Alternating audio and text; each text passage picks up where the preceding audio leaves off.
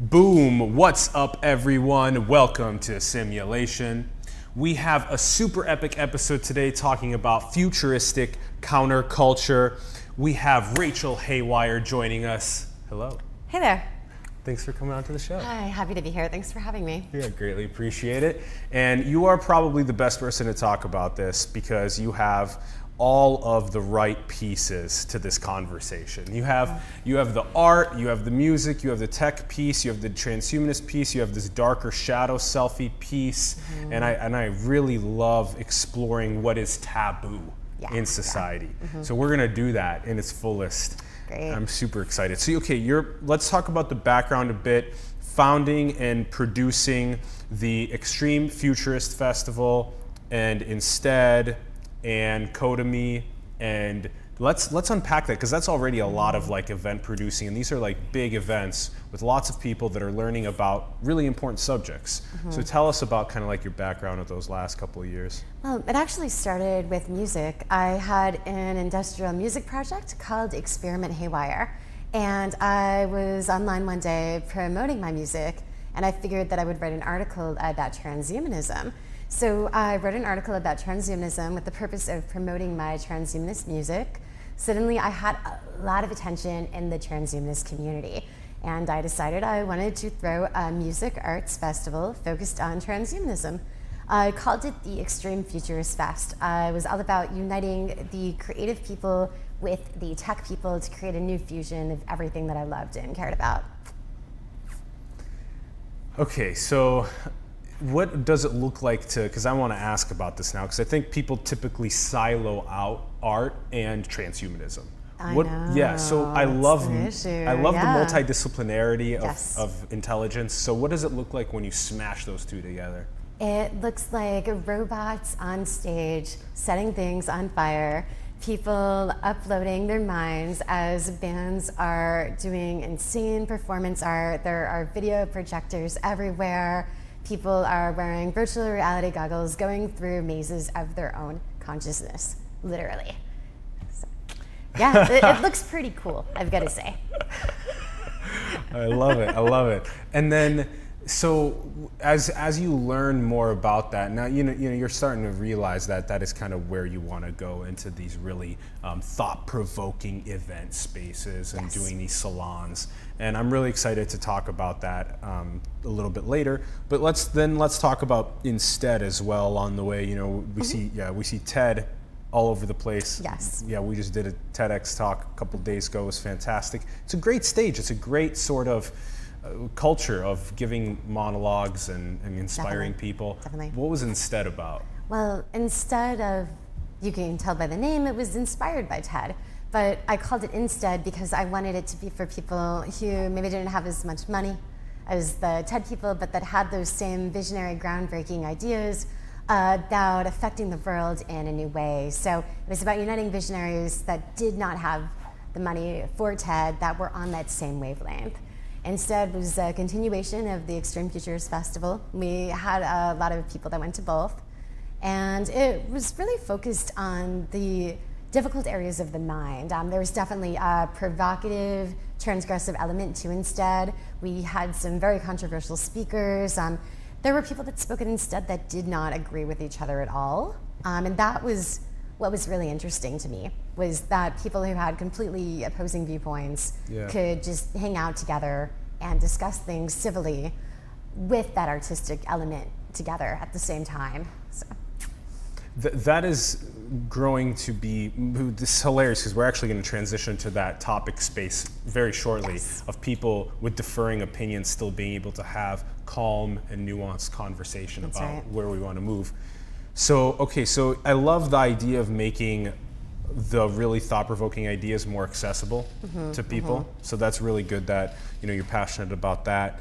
And then also, then we transitioned kind of to Codemy. That was just recent. That was like a year ago. Yes, Codemy was actually not even a year ago. About 7 months ago, I met a guy named Jordan Gray who was doing Codemy.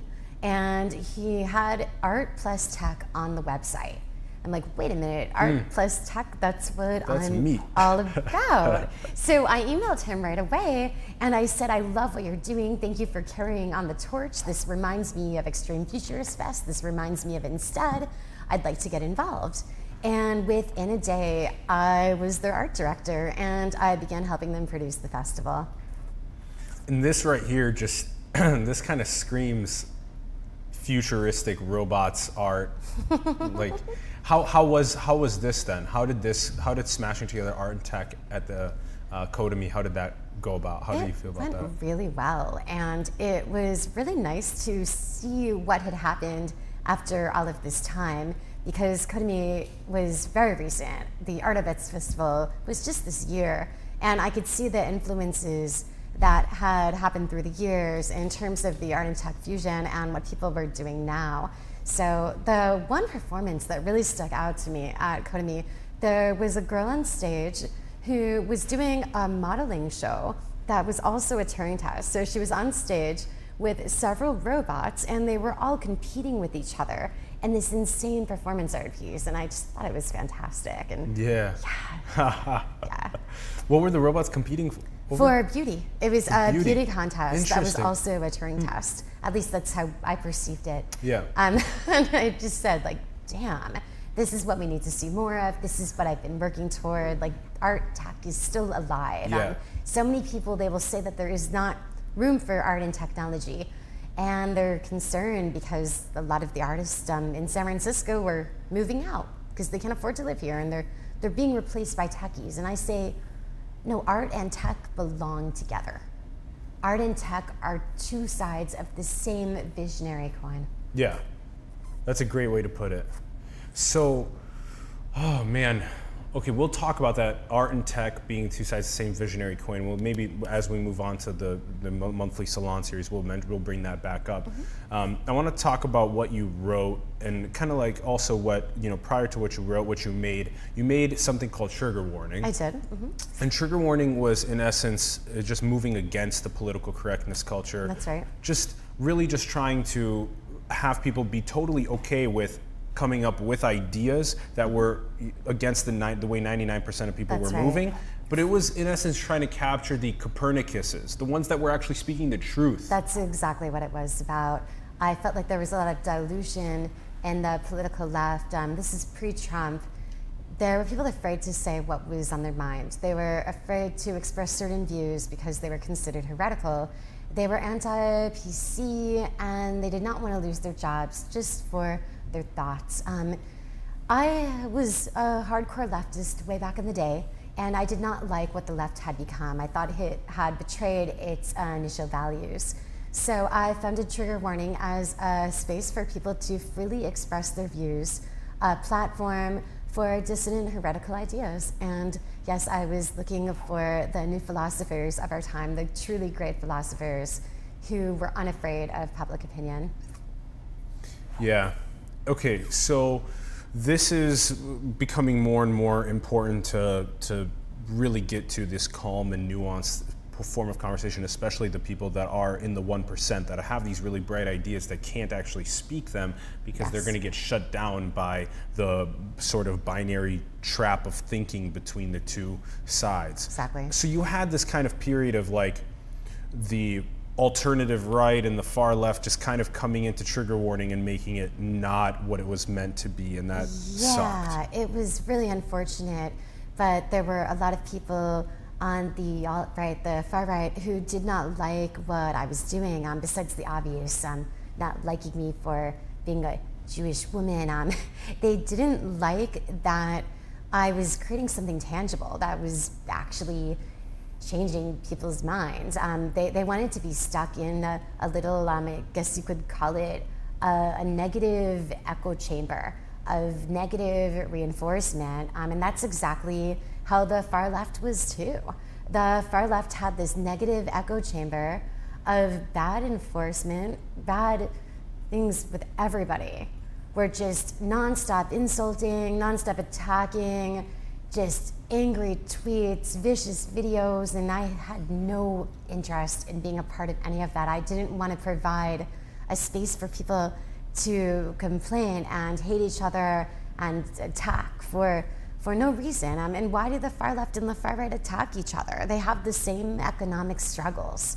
What I wanted to do was create something better. So it was a huge disappointment to have that happen. But, you know, I did not compromise. Despite being attacked by the alt-right, I didn't suddenly become a leftist. You know, I stayed true to myself, and I continued to do what I was passionate about. I like how you said that the far left and the alt-right both have the same struggles, which is the economics. Without a doubt. I mean, I don't see why the alt-right and Antifa are attacking each other on the streets. It's a working class scuffle. It's a working class issue. It's a working class scuffle. Why aren't they going against the centrist neocons in power that are controlling the global economy and making them fight against each other? It's absolutely baffling to me.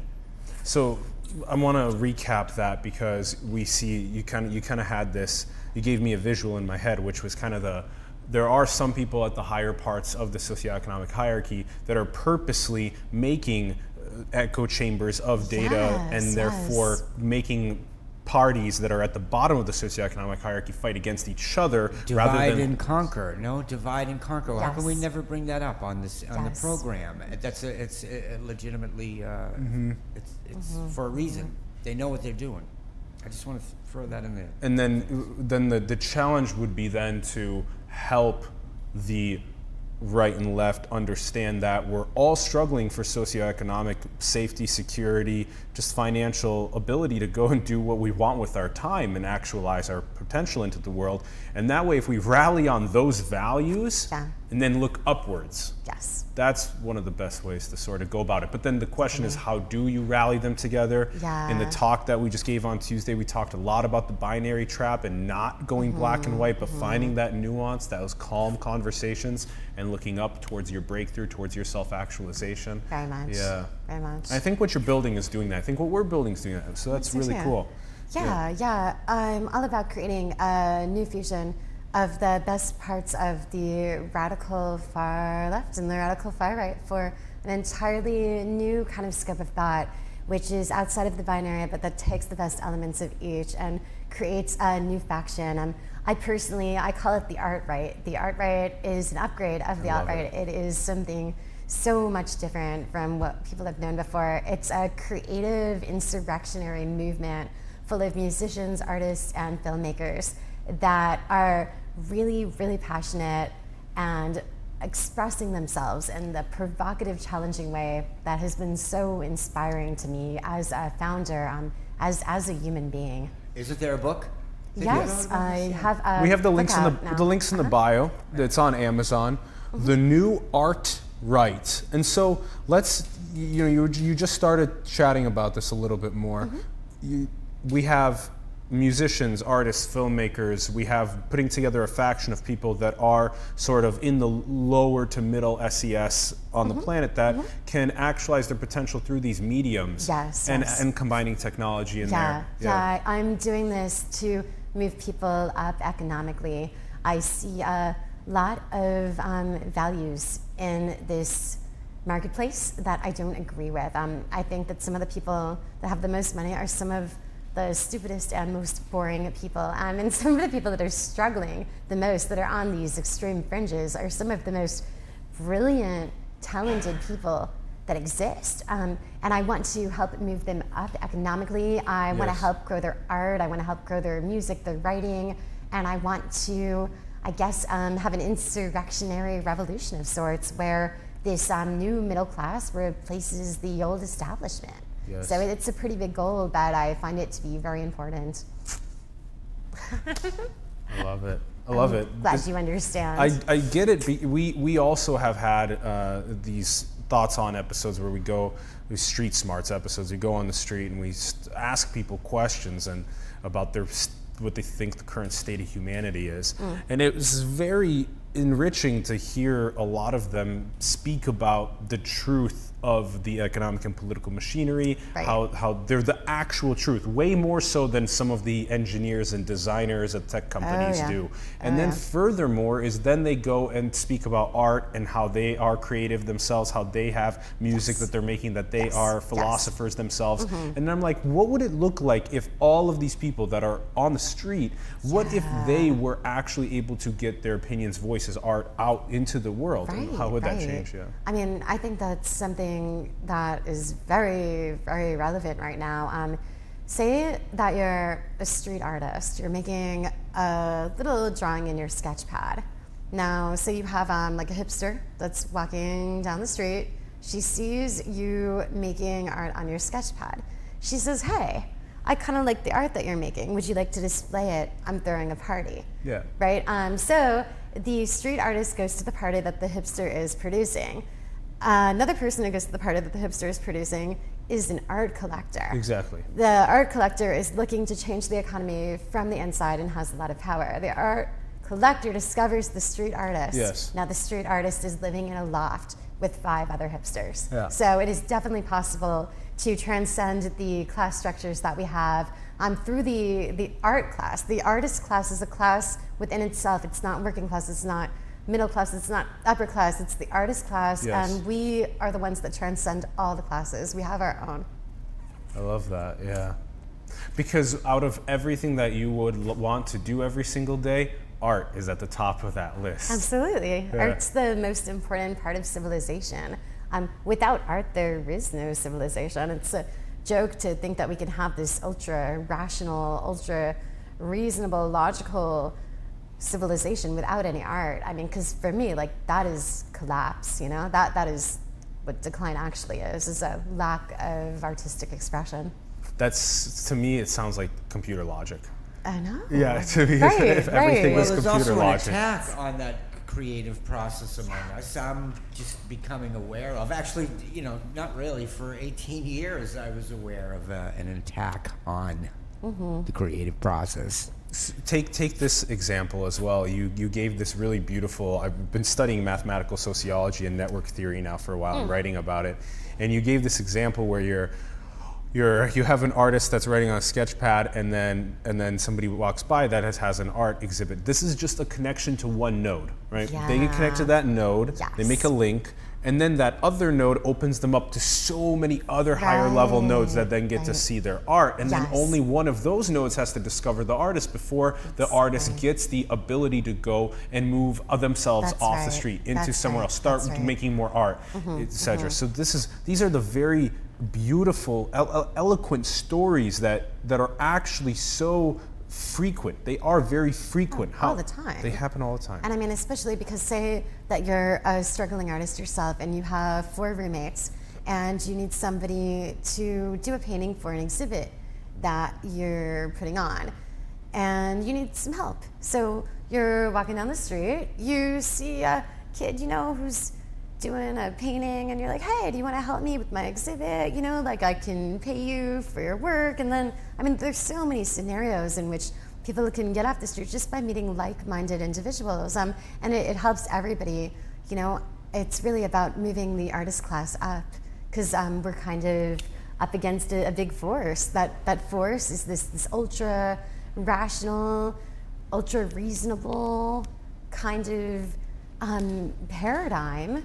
And I think that the direction that we need to go in is a much more powerful, soulful experience. Yeah. I also really enjoyed the computer logic. Everything is logic versus the play, the art, the humor, the creativity. Theater, the performance, just the aspect of the human spirit, the human soul. It's really unfortunate that so many people, they want to get rid of the human spirit now. They want to create NPCs, like NPCs is actually what they want. What's an NPC? A non-player character. And there are a lot of jokes about that online now. They're people with no inner voice. They're the mindless automatons. I mean, that's like an ideal state for a lot of people. I mean, that's like the death of the West. Why would anybody want that? Yet people constantly strive for it. And I think like what we, the artist class, can do, whatever our socio-economic standing is create a better world through our creations, we can create a much better world. And that's what I want to do, and that's what I think we should be doing. I love it, Rachel. And I also really enjoy the way that you tie in, you know, like a video game concept, like a non-player character into civilization, because when you have a non-player character in a civilization would be one that soul is being diminished to the point of non-existence. That's just an automaton. Right, and honestly, like, robots are going to replace these people anyway, fingers crossed. But why do they need to exist if they're acting so robotic? We can just replace them with robots.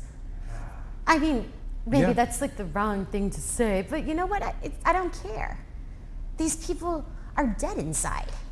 We should replace them with robots as soon as possible, so we, the artists, can stop having to suffer at the hands of these barbaric fools. All right, let's see if I can. Let's see if I can potentially augment just a tiny bit there. What if out of the people that are almost completely automatons, just completely crushed their soul by the economic and political grid, that are not actualizing? What if there's just a tiny little nudge in some way that could help them become more of an actual player character? So that would be my kind of slight nudge. And how could we build communities that give those slight nudges so that it would be like, not just like, get out of the way, you're going to be roboticized, but rather like, hey, you know, here's the slight nudge. You know, if you actually take this, you could actually really ramp yourself up really quickly and not be automated. So, yeah. I think that's definitely important. I think everyone should be given a chance. I think that we should invite these people to our parties, that we should invite them to our conferences. We should give them a chance to hear these new ideas, to hear music, to look at art that is provocative and challenging, and they might just have something inside them that awakens. Exactly. They also might be pretending to be NPCs. Totally. Because they're afraid of what their family or their employers will think. And they might just go to the right conference and meet people that resonate with them, and they might just begin to be themselves. Okay, I know we wanted to talk about this on the way, and we'll get to the monthly salons, but I just you mentioned this earlier, so I wanted to bring it up. I want to hear what your thoughts are about this. We made a Thoughts On episode about the conversation between Musk and Rogan, and we were very much upset at how many times, you know, Musk had to say that, you know, I've been trying to warn people about AI across the world, and people aren't listening to me. And then all of the news outlets afterward were like, oh my God, he smoked weed. It was exactly what he's talking about, which is everybody focuses on that rather than the most important thing, which is AI. I was really upset when this happened, because Elon is somebody that I have so much respect for. I see him as a fellow traveler. I see him as definitely somebody who is a member of my tribe. And the fact that he is getting brutally attacked by stockholders and the media simply for smoking a spliff with Joe Rogan is absurd. I mean, and it's cruel and it's unnecessary. I mean, Elon Musk is a man of the people who has achieved so much in his life. He has gotten us to Mars, and people are complaining because he is having some fun on the Joe Rogan show. And the fact that stockholders had a problem with that, I have a problem with these stockholders now. You know what? If you're one of those stockholders and you're watching this, fuck you. Can I say that? Yeah, of course. Yeah. Yeah. So the you know what you're saying there is you're referencing kind of this older. I'm so excited for the Gen Z, the millennials, and even the people that are being born today, 2018, whatever they're going to be called, because they are not going to deal with any of these old people that are spewing this nonsense. Yeah, they're shattering through. They can already sniff out. I've started to realize this, but the young people that are looking at Instagram accounts and stuff like that, they'll really quickly tell when you're bullshitting and promoting someone else's product or whatever, rather than a mission that's really profound that comes from you, from your soul. So, and when people see that distinction that clearly, you know, it's a whole new generation of people. Absolutely. Yeah. I'm still baffled that there's some people that are born after Snapchat, because I can't imagine like being 10 years old and being like, Mom, can I use Snapchat? Like when I was 10, I played with my Barbies. I tore their heads off, but I was still playing with Barbies. Yeah. You are one of those people that would tear the heads off. Yeah. I love it. Okay. Thank you. I think. Yeah. That is exactly. Yeah. That is a compliment. It yes. is totally a compliment. Yeah. Tear the Transformers. Tear the Barbies. Make your own new child toys. Yeah. Inspirational ones. Let's do that. Yeah. So one more quick point on that. I just want to see what you think about this. Do you think that Elon is so intelligent that he chose to smoke the spliff and inhale and not even really take it into his lungs and blow it out and be like, that was interesting, although he had already known quite a good amount about weed and quite a good amount. He's like, this is legal in California now, right? Do you think that? What do you think? If it was legal. Yeah. And I remember like Joe had asked him about like sponsors, like, is anybody getting about that? And he's like, oh, it's legal, right? So honestly, I just don't think that he knew any better. I just think he's very like just altruistic, giving person who wants to make things better for everybody, and that's why he smoked it, to have a good time and to relate to people. Like, I don't think anything else went into it. Do you think that he might have known that what he was doing could have brought some of the share prices down? I don't know. But it's interesting to think about, right? That you can do things like appear on a major media publication and choose to pre-formulate some sort of act that you are going to commit on that publication that is going to ripple effect, cascade some sort of actions that occur throughout civilization that then give you an upper advantage in what you're trying to do. That's fascinating to think about. You're like playing chess when you do that. Right. It's very strategic. It's very Machiavellian. You have to consider all the possible moves of all the parties, all the good actors, the bad actors. I would say that what I really believe is that it didn't have anything to even do with smoking the spliff. They just said that it did. It had to do with them getting mad that he was creating too much growth.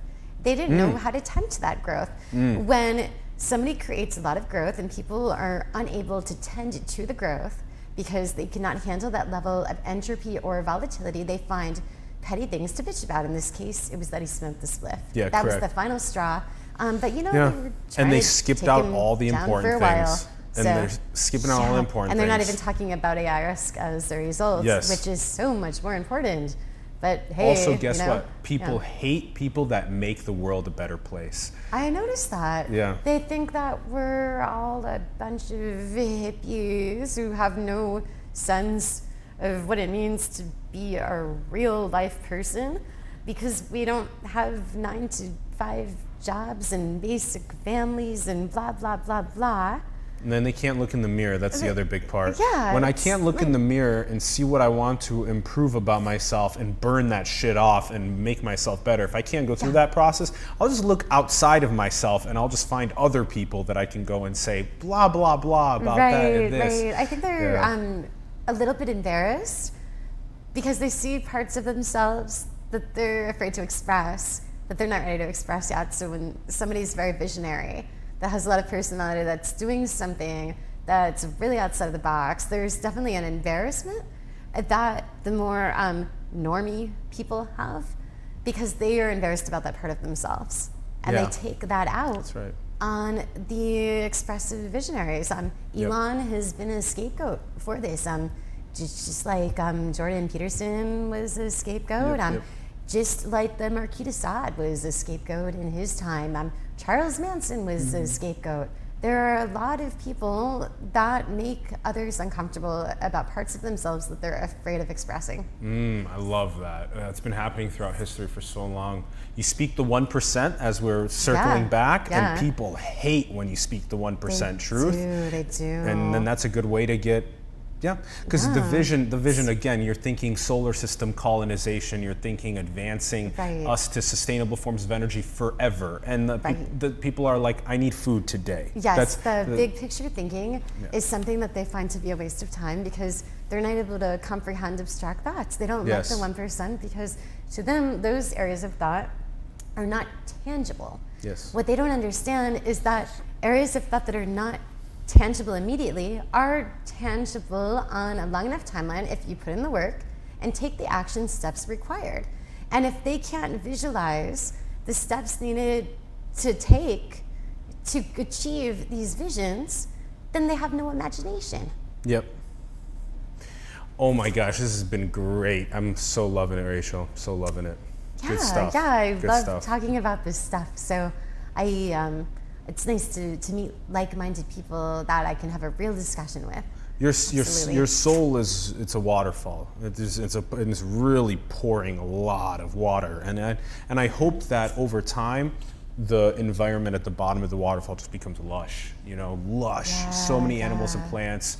And this is let's unpack, because this is some of the plants and animals that are lushing up are the monthly salon. Okay, so tell us about this. So I have a new event production company that I've been working on for a while.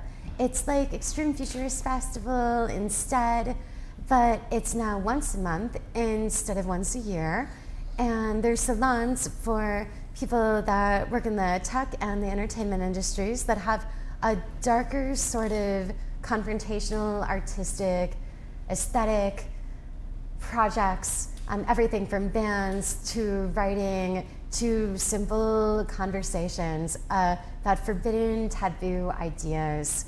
So it's a unification of the transgressive art class in a new format. That format is monthly salons that occur here in the Bay Area. We're starting the first one on the last Friday of every month of the year.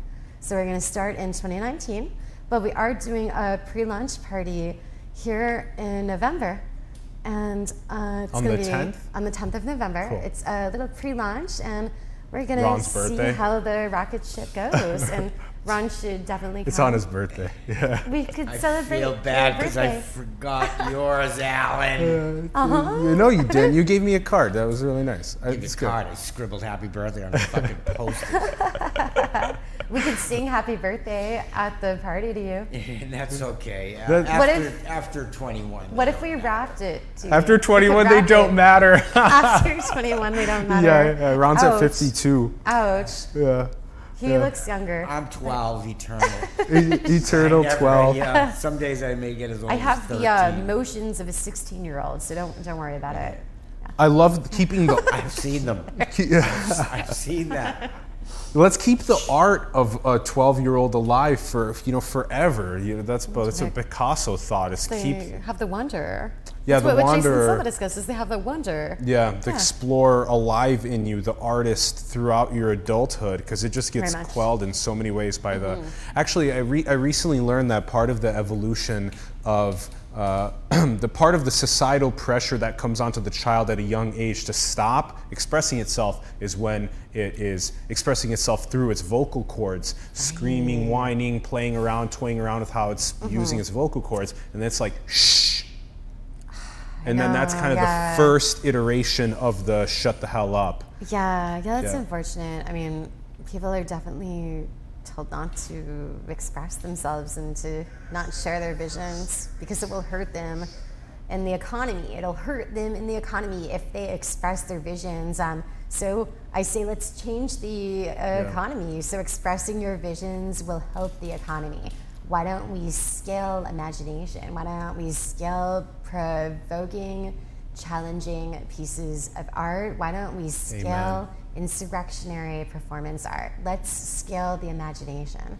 Amen. So on November 10th is the pre-party, is the party pre-launch. The pre-launch party for my new event production company. And then give us a taste of 2019 in terms of these provocative and challenging areas of human consciousness. I loved how you described it. Share us what one of the monthly ones could look like in a couple different ways. Say you walk into the salon.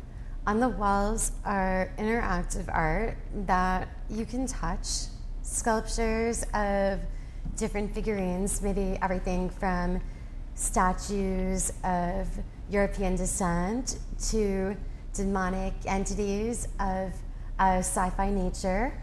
And you can interact with these sculptures. Maybe you're wearing a wearable that's enhancing the sound for them, and you can hear the sounds that the sculptures are making. So just off the top of my head, that would happen if you went into one of the events. and you're looking at the art, the sounds are coming out of the sculptures, you see a painting of a civilization that has never been seen before. It's an archaeo-futurist civilization with elements of the past and the future blended together.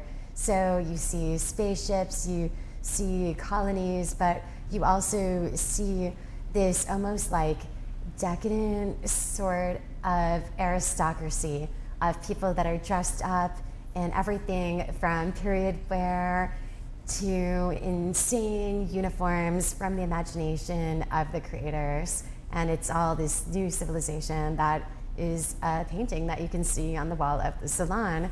Then you walk a little more, you start talking to people about ideas that you've had that you want to discuss, but you feel like maybe you're afraid to discuss them anywhere else, but you can discuss them at the salon. You meet like minds, you say, wow, these people actually understand me, and I'm not afraid to be myself around them. So, yeah.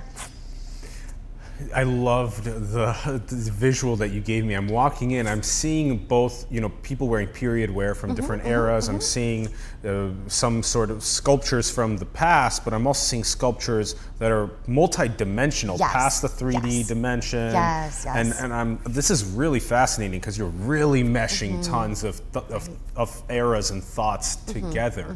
I love that type of thinking. This is going to be very exciting. I'm really looking forward to it too. I would even say, if you want like a historical description, the Weimar era in Berlin. Now, what was it called? The Weimar era. Weimar? Yeah. Is the that Weimar around? Republic in Berlin before World War II. Before World War II. There was a cabaret scene full of just really brilliant, decadent performance art that was mixed with kind of an intellectual sensibility. Now, what if we had that here in Silicon Valley? What if we had the Weimar Republic in Silicon Valley, but with a more, I would say, politically aware kind of outlook, What if we could bring together people from the far left and the far right. Non-binary political outlook. Non-binary political outlook. We could have people in the radical center, people outside of the grid entirely. Everybody discussing ideas, everybody discussing music. You'd have bands playing that were just going wild. As you know, I'm a big fan of industrial music, so I would definitely book those dark electronic industrial bands. I would have a little bit of everything that I care about. That's what the salons are going to be. Everything that matters to me. So yeah. And interestingly enough, it's as though you're speaking about our vision with sports stadiums, how we want to do thousands of curious intellectuals for these full-day spiritual and meditative and multidisciplinary events. You're speaking about it also on a level of the smaller community events, making these. Definitely. I love how we are very similar in that sense. That's super exciting. Okay, let's talk about this. So that's coming up in November 10th, and then also in 2019 Salon starting. How about you teach us about kind of what have been some of your most exciting, provocative explorations of human consciousness, of the things like the shadow self, of these sort of darker areas of understanding deep depths of spirituality, forbidden areas that are taboo. Teach us about what have been some of your favorites. Well, I don't know if favorites would be the right word because they were very difficult. But when I was younger, I was very, very into chaos magic. So I did a lot of invocations of a lot of spiritual entities. A lot of people, they did it for specific reasons. I was a chaos magician, so I did it because I was curious what was out there. And there was a time where I was definitely embodying something that was very, very dark that I was fighting with for a while. I was afraid that it was inside of me. There was an occult force inside of me that terrified me. I was having nightmares on a consistent basis. I was scaring people simply because I did not know how to channel this force. And what I learned was that I needed to make friends with that force inside of me. I needed to incorporate my shadow self into myself and become at peace with it. And as I began expressing those dark areas of consciousness through my art and through my music, I was able to come to an agreement with that part of myself that I had been so afraid of before. Now I don't have nightmares anymore. Maybe they would be seen as nightmares to other people, but I just see them as a good time. So yeah, it definitely, it took a lot of work. I wouldn't recommend it to a lot of people, to be honest, but I'm happy to have come out of the other side, and every day I am still learning.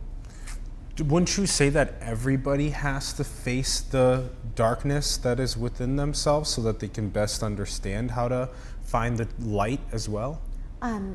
Does everybody have to? Absolutely not. Oh, Should interesting. everybody have to? Maybe. Oh, interesting. I mean, so, I don't want to force anything on people, but would things be better if everybody did? Without a doubt.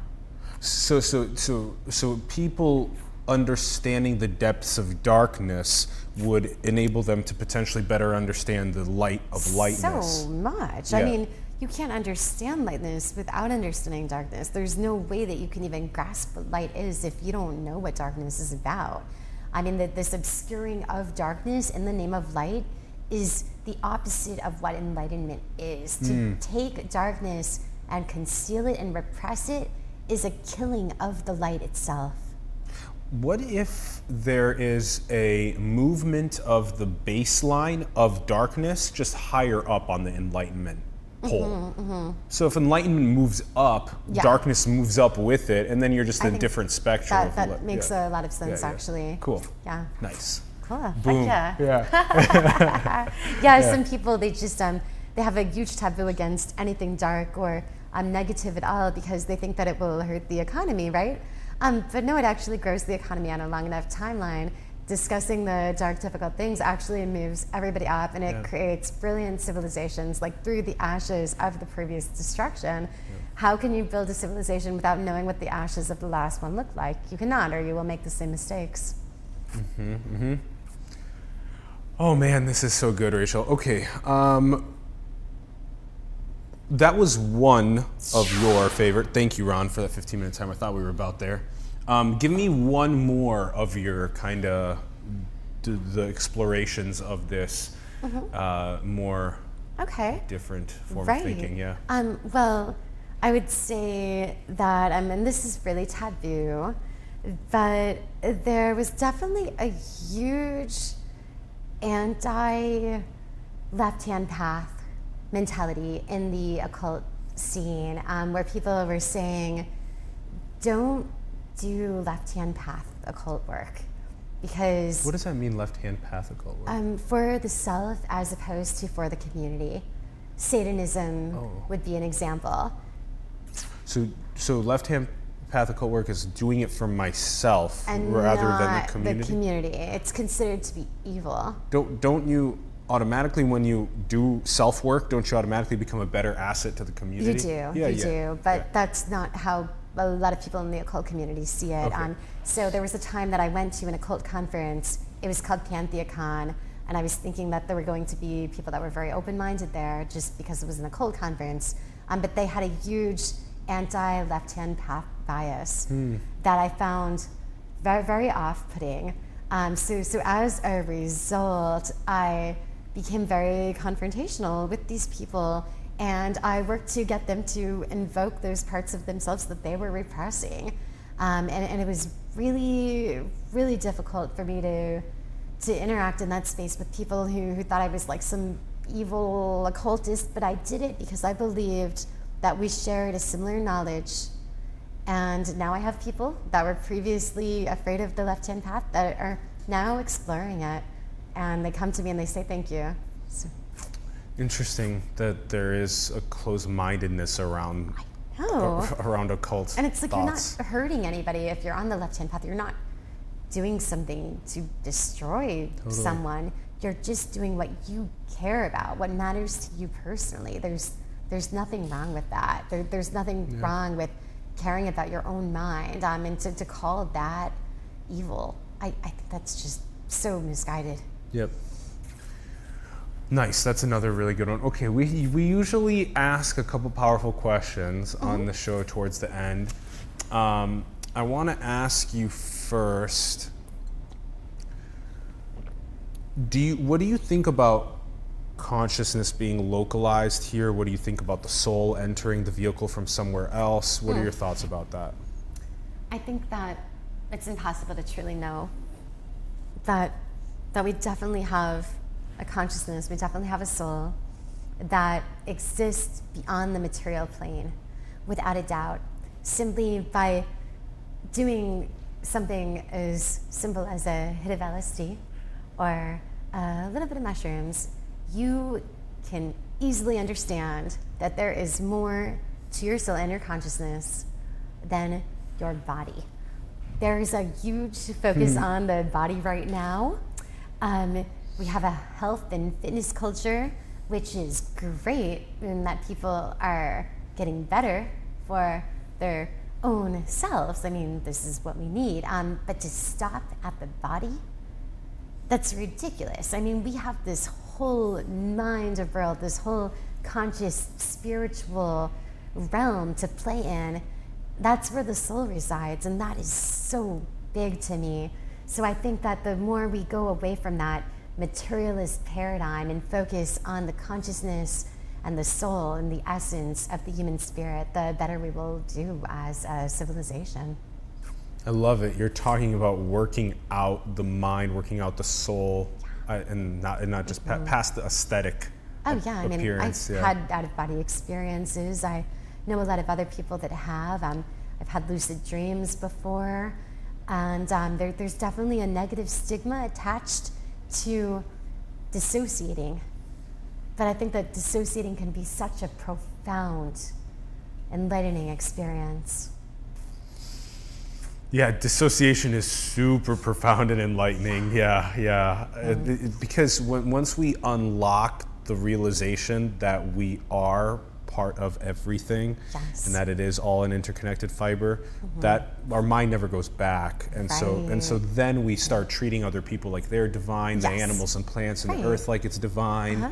Yeah, you go to the other side and you don't come back. You've broken on through to the other side, as the Doors would say. You've opened up the doors and there's no shutting them. The doors of perception are open. You're not going back to your happy little matrix. You're just not going back. I mean, I've seen people try, but you know, you're open. Yeah. Take that red pill. Let's do it. Let's do it. So it comes back to the red pill. Yeah. And there's so many different ways up the mountain.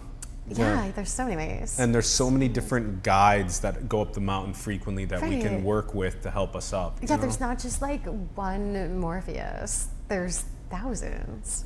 There's so many different ways that you can see beyond. Some people, they might just read a book that really awakens them. Yeah. Okay. Do you think that we are alone in the cosmos? My experience would tell me yes, because I have never personally met an alien.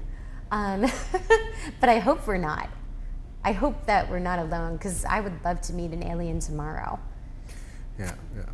Do you think that we are in a simulation? I believe that we're in a metaphysical simulation of the mind created by our own thoughts, and that we're in a consensual reality. Are we in a computer program created by some God programmer? Probably not, but we're definitely in a metaphysical simulation of our own thoughts that we can reach right now because we don't know anything more.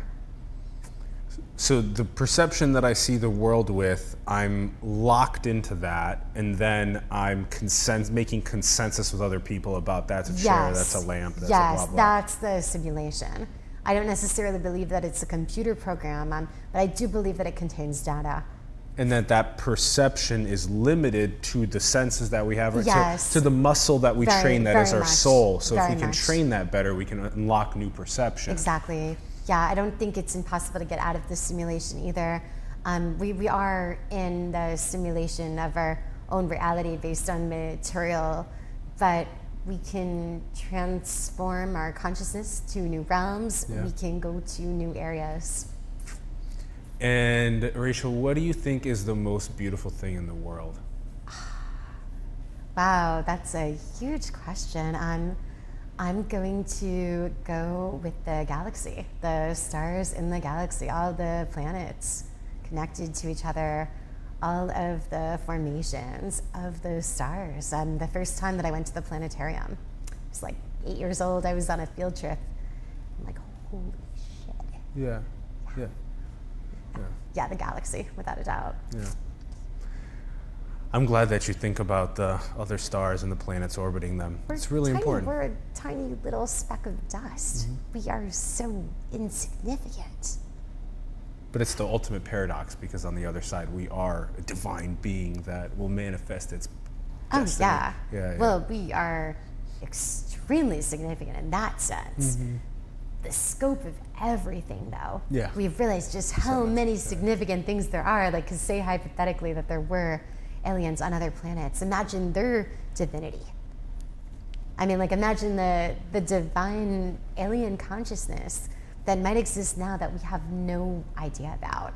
Yeah. I've never personally met an alien, but I would like to think that we will, as soon as possible. Like I said, I want to meet an alien tomorrow.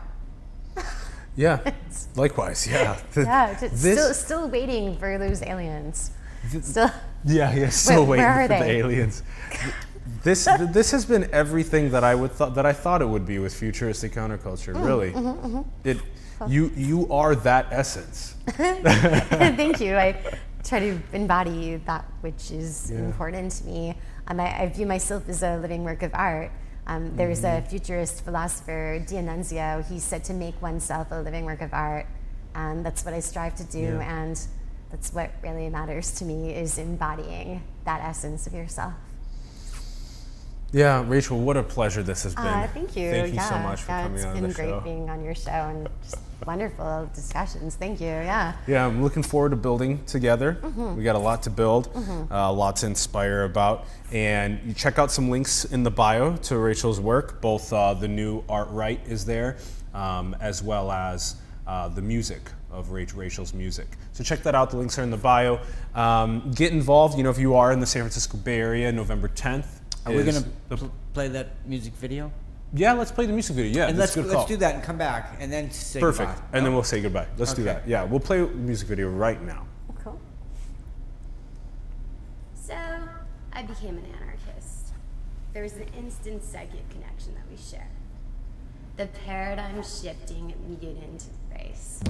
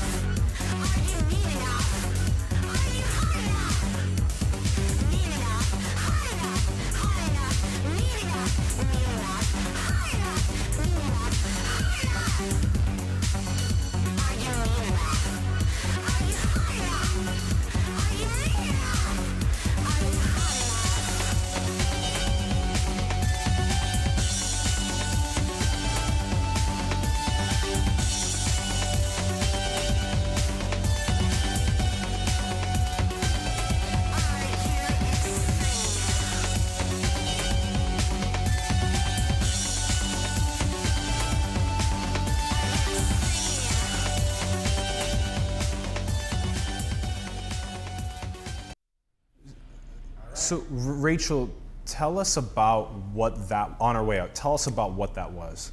That was a music video that I did for a track that I wrote that 15 years ago called Mean Enough, Hot Enough. As you can see from the video, it's very ironic and satirical because I am making fun of the constant competition that women go through with, are you mean enough? Are you hot enough? Especially in the dark counterculture. Women have to be mean and hot, you know, and we can't be ugly, we can't be nice.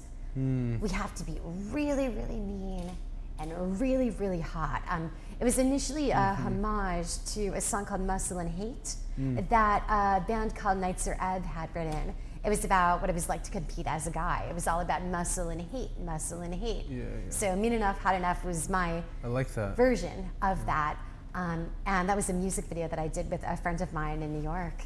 So it was a lot of fun to be expressing myself in that way because I was able to use satire and irony to express my dissatisfaction with certain things that were occurring. I love that. And that is kind of like what you embodied in this entire conversation, is this going against taboo standards of being able to make art and tech and just shatter through cultural norms. You have to be hot and you have to be mean and you have to be strong and you have to be hateful. Like shatter through those, transcend them. Honestly, it doesn't matter what you look like if you're good at what you do. And it doesn't matter if you're mean or nice, though you should probably be nice. But it's really about your output. It's about your creations. It's always been about your creations. That is the most important thing. It should never be about how you act or what you look like. It should be about what you're putting out there. Yeah, what you're building into the world. And that means you have skin in the game too. That's why we always ask people what you're building, because then that means they have skin in the game and what they're doing. I'm reading that book now. Good, it's a really good book. I love that author. Seems a really good author. Taleb, Anti-Fragile was another great one of his, actually.